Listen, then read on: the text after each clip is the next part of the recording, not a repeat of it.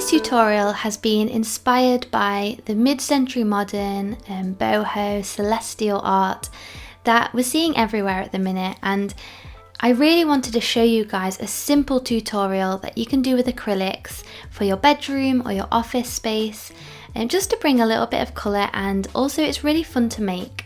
So I hope that you guys enjoy this tutorial. It's going to be a 3-part tutorial. Today we'll be working on the medium painting of the moon phases, so I'll link to the first tutorial if you've not already seen it.